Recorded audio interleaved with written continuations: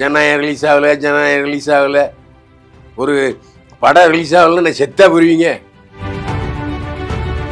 Jananayagan release ஆவதற்கு திமுக அரசோ மத்திய அரசோ காரணமே அல்ல. லஞ்சம் வாங்கிட்டாங்கன்னு சொல்லி எம்ஜிஆர் பண்ணில சவுக்கு எடுத்து அடிச்சாருன்னா எம்எல்ஏக்களை இழிவுபடுத்துவதாகாதா? ஆக இந்த 3 காரணங்களுக்காகத்தான் இந்த சீனை நீக்கிட்டீங்கன்னா யூஏ 21ஆம் தேதி வரதுக்கும் வாய்ப்பு இருக்கா சார் படம்? 21ஆம் தேதி சென்சாரில் சர்டிஃபிகேட் கொடுத்தாங்கன்னா ஜனவரி 26 வருவதற்கு வாய்ப்பு அதிகம்.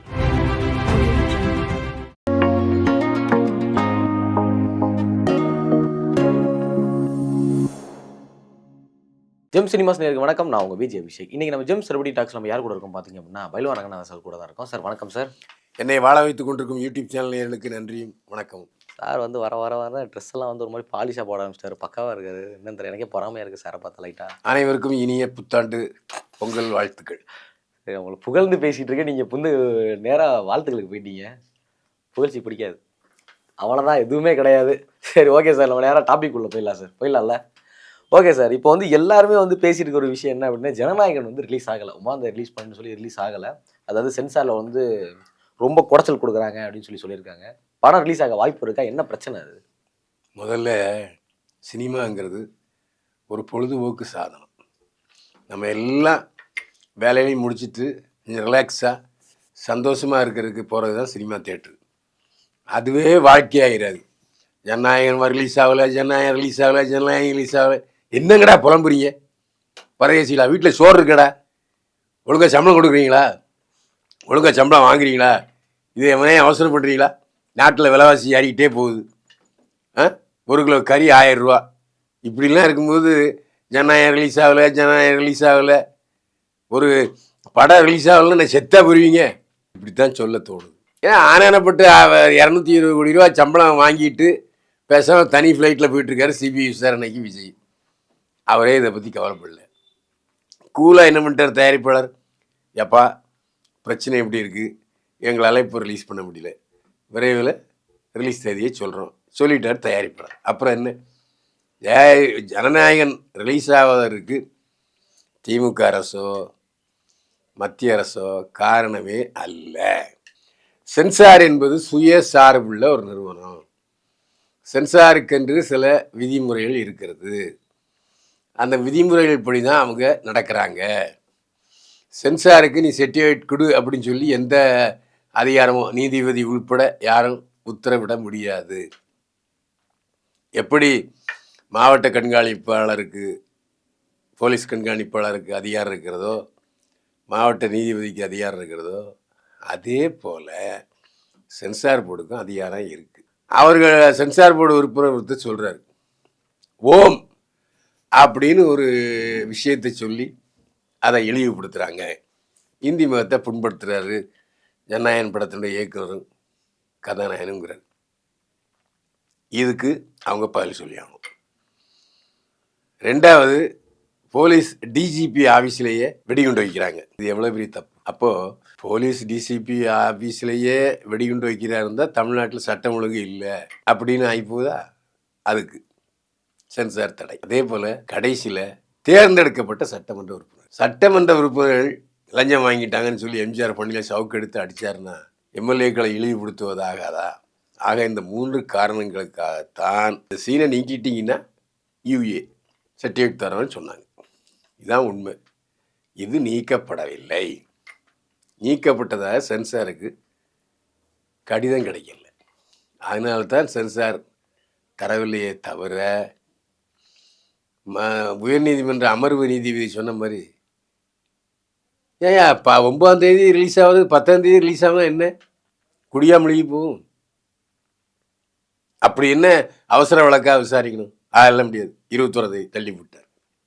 21ஆம் தேதி வரதுக்கும் வாய்ப்பு இருக்கா சார் படம்? 21ஆம் தேதி சென்சாரில் சர்டிஃபிகேட் கொடுத்தாங்கன்னா ஜனவரி 26 வருவதற்கு வாய்ப்பு அதிகம். ஏன்னா ரொம்ப தள்ளி போட முடியாது. அப்புறம் ஜனவரி 26 விட்டால் அப்புறம் பிப்ரவரி 14 ஆயிரும். அப்புறம் தேர்தல் வந்துடும். அதனால் பிரச்சனை. ஓடுறதுக்கு தேர்தல் மேலே கவனம் செலுத்திட்டாங்கன்னா படம் ஓடாது. அதனால் 26 வருவதற்கு வாய்ப்பு இருக்கிறது. அப்போவும் அத்தைக்கு மீசம் முளைச்சா சித்தப்பா கதை தான். சென்சாரில் சர்டிஃபிகேட் கொடுக்கணும். இந்த 3 காட்சிகளையும் நீக்குவதாக சொன்ன பிறகு சென்சார் சர்டிஃபிகேட் கொடுப்பாங்க. இதுதான் உண்மை. ஆனா என்ன சொல்றாங்க அப்படின்னா, இது வந்து ஃபேன்ஸ் தரப்புல சொல்றாங்க. திமுகவும், பாஜகவும் ஒண்ணு கூடி தான் வந்து எங்க படத்த வந்து வரவிடாம ஆக்குறீங்க. இது வந்து அவங்க வந்து 3 மணி நேரம் படத்துக்காக நீங்க வந்து பயப்படுறீங்க அப்படின்னு சொல்லி ஃபேன்ஸ் எல்லாமே கொந்தளிச்சு போயிருக்காங்க. ஏங்க விஜயை பார்த்தே பயப்படல, அப்புறம் என்ன விஜய் படத்தை பார்த்து பயப்படுறது? இதெல்லாம் சும்மாயா, சும்மா கதை கட்டி விடுறது. இதெல்லாம் தேவையில்லாத புரளிகள், வதந்திகள். திமுக அரசு போய் சென்சார் போர்டில் என்ன செய்வாங்க? திமுக அரசு சொன்னால் சென்சார் போர்டில் கேட்பாங்களா? எவன் இந்த புரளி கிளப்புறது? அதுமாரி மோடியை விஜயை கண்டே பயப்படாத பாஜக அரசு இந்த சிபிஐ என்கொயரிக்கு போயிருக்காரு தனி விமானத்தில். அப்படி இருக்கும்போது எதுக்கு பயப்படணும்? ஒரு படத்தை பார்த்தாயா பயப்படுவாங்க? போங்கப்பா, சரியா லூசுத்தனமாக இருக்காரு. அதே மாதிரி சார், இப்போ வந்து இவர் வந்து டெல்லிக்கு போயிருக்காரு இந்த ஒரு விஷயமா, அதாவது என்ன சிபிஐ விசாரணை விஷயமா போயிருக்காரு. ஆனால் பாதி பேர் வந்து விஜய் வந்து கூட்டணி சேர்றதுக்கு போயிருக்காரு அப்படின்னு சொல்லி ஒரு பக்கம் பேசிட்டு இருக்காங்க. அதே மாதிரி வந்து விஜயை வந்து கூட்டணிக்குள்ள இழுக்கிறதுக்காக தான் சென்ட்ரல் வந்து இந்த மாதிரிலாம் பண்றாங்க. ஏன்னா அது நம்ம எல்லாருமே இந்த சிபிஎஃப்சி அப்படின்னு சொல்லுவோம், அதாவது central board of film certificate அப்படின்னு சொல்லுவோம். அது வந்து சென்ட்ரல் கையில் இருக்கிறதுனால வந்து விஜய் வந்து புஷ் பண்றாங்க அப்படின்ற மாதிரிலாம் சொல்றாங்களே. இதெல்லாம் வந்து கேவலமான விஷயம், கேவலமான வதந்தி. இதெல்லாம் சேத்தவாரி பூசுறதுக்கு ஒரு காரணம் வேண்டாம் ஐயா? சொல்லுங்க. அவங்க மேலே பூசிக்கிறான்னு நினைக்கிறது. சும்மா வதந்தி கிளப்பி விட்டுருக்கானுங்க. அதெல்லாம் போய் அது விஜய்க்கும் தெரியும். ஏன் இந்த சென்சார் சர்டிஃபிகேட் வரல, ஏன் சிபிஐ என்கொயரி இருக்குது? சிபிஐ என்கொயரி இப்போ ஒரு 3 நாளைக்கு முன்னால் சிபிஐ அதிகாரிகள் கரூரில் போய் இன்வெஸ்டிகேட் பண்ணாங்க. அதில் சில தடயங்கள் கிடைத்திருக்கலாம். இல்லை ஏற்கனவே அங்கே சாட்சி சொன்னேன் இவங்க 2 பேருடைய கருத்து ஒவ்வாமையாக இருக்கலாம், எனக்கு அதுக்கு சம்மந்தம் இல்லைன்னு சொன்னால் தலைவரை கூப்பிட்டு விசாரிக்க தான் செய்வாங்க. சொல்லுங்க. இல்லை நாங்கள் பொறுப்பு இருக்கிறோன்னா தலைவர் கூப்பிட மாட்டாங்க. இதெல்லாம் இருக்கு இல்லையா? அதனால் அது வந்து மத்திய அரசையோ திமுக அரசையோ சொல்கிறது மகா அபத்தம். வேறு வழி இல்லாமல் சொல்லிக்கிறாங்கன்னு நினைக்கிறேன் சார். வாய்க்கு வந்ததே பேசுகிறவன் ஏதாவது பேசுவேன், அதில் நான் போய் பெருசாக எடுத்துக்கிட்டு நம்ம பல் சொல்லிட்டு இருக்கோமா என்ன? இதில் வந்து என்ன அப்படின்னா, விஜய் இன்னும் இதை பற்றி எதுவுமே ஒரு வார்த்தை கூட இன்னும் பேசவே இல்லை சார். ஆமாம், இதெல்லாம் தப்பு, பொய், வதந்தி. இந்த மாதிரி ஒரு தலைவர் பேச முடியுமா? என் படத்தை ஐயோ சென்சாருக்கு எடுத்துட்டாங்க, என்னுடைய படத்தை அதெல்லாம் வந்து நடக்கிற விஷயம் இல்லை. இப்போது உலகம் சுற்று வாலிபன் எம்ஜிஆர் படம், அந்த படம் எம்ஜிஆர் கட்சி ஆரம்பித்த பிறகு வந்த படம். அந்த படத்துக்கு திமுக அரசு நிறைய நெருக்கடி கொடுக்குது. ஆனால் ஒரு நாளும் என்னுடைய படத்தை தடை செய்கிறார்கள் எம்ஜிஆர் சொல்லவே இல்லை. ஏன்னா நல்ல படம் வந்தால் ஓடணும்னு அவருக்கு நம்பிக்கை இருந்துச்சு, ஓடிச்சு. 100 நாட்கள் அட்வான்ஸ் புக்கிங்லேயே ஃபுல்லாச்சு. போஸ்டர் ஒட்டினா ₹1 ஃபைன்னு, போஸ்டர் ஒட்டாதன்ட்டு. இங்கெல்லாம் பிரிண்ட்டு போடலை, மும்பையில் போய் பிரிண்ட்டு போட்டார்.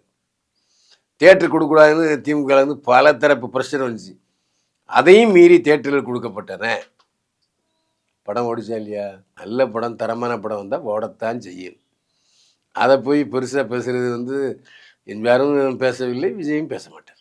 அதே மாதிரி இப்படி பேசுகிறாங்க சார். என்ன அப்படின்னா, ஹிஸ்ட்ரி ரிப்பீட்ஸ் அப்படின்னு சொல்லி எங்கிட்ட வந்து எம்ஜிஆர் அவரோட ஃபோட்டோ, எங்கிட்ட வந்து விஜய் அவரோட ஃபோட்டோ. அதே மாதிரி எம்ஜிஆர் அவரோட படம் வந்து தடை செய்யப்பட்டது, அதே மாதிரி விஜய் அவரோட இது வந்து தடை செய்யப்பட்டது, அடுத்த எம்ஜிஆர் விஜய் தான் அப்படின்னு சொல்லி மீம்லலாம் போட்டு மாஸ் பண்ணுறாங்க. எம்ஜிஆர் வளர்ந்து வந்த பாதைகளை தெரியாத பேதைகள் இப்படி சொல்கிறவன். எம்ஜிஆர் எத்தனை வருஷம் டிஎம்கேல இருந்தார், திமுகவில் பொருளாளராக இருந்தார், திமுகவில் சட்டமன்ற உறுப்பினராக இருந்தார். தேர்தல் பணி செய்யாமலேயே மருத்துவமனையில் இருந்து கொண்டே, ஒரு முறை சென்னையில் மருத்துவமனையில் இருந்து கொண்டு ஜெயித்தார், இன்னொரு முறை அமெரிக்காவில் மருத்துவமனையில் இருந்து கொண்டு ஜெயித்தார். இந்த வரலாறு வேறு யாருக்கும் கிடையாது. அதே மாதிரி எம்ஜிஆரை பொறுத்தவரையில் முதல்வர் கலைஞரே என்ன சொன்னார்? எப்பா எம்ஜிஆர் வர்ற வரைக்கும் எனக்கு ஒரு ஓட்டு போடுங்க, அவர் வந்த உடனே நான் ஆட்சியை கொடுத்துட்றேன்னு கூட சொன்னார். மக்கள் நம்பவில்லை.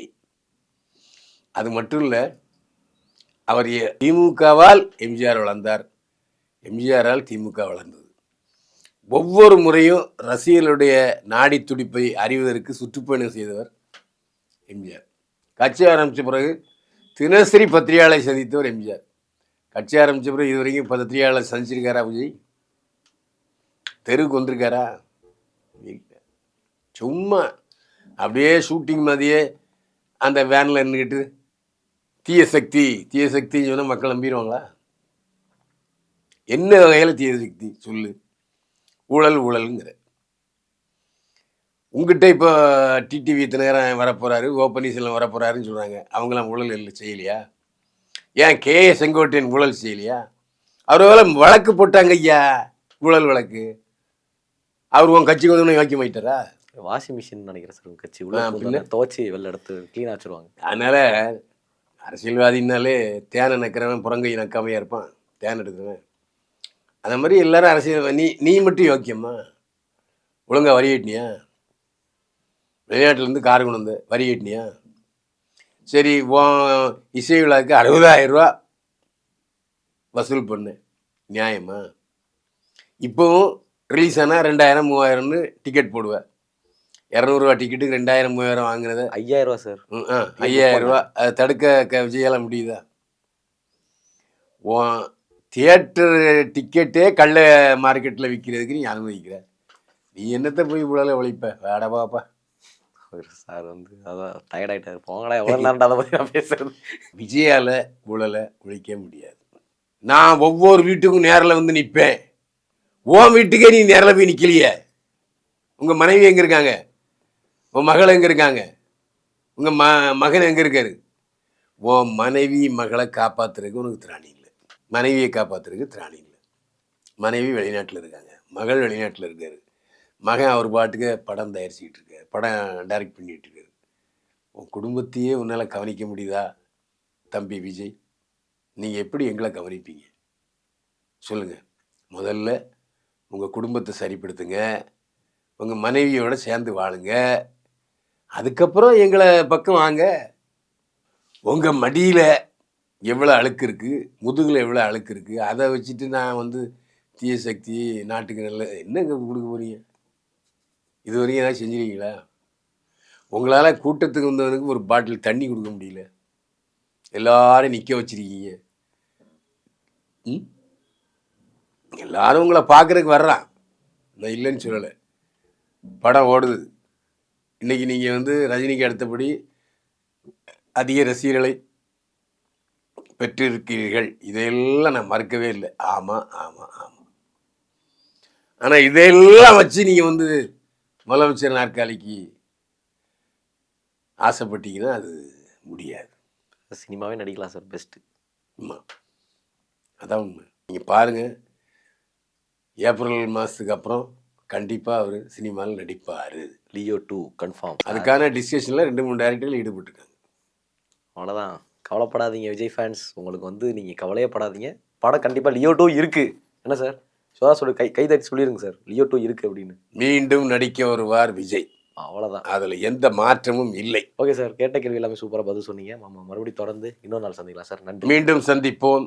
அனைவருக்கும் பொங்கல் வாழ்த்துக்கள். சந்தோஷமாக பொங்கலை கொண்டாடுங்க.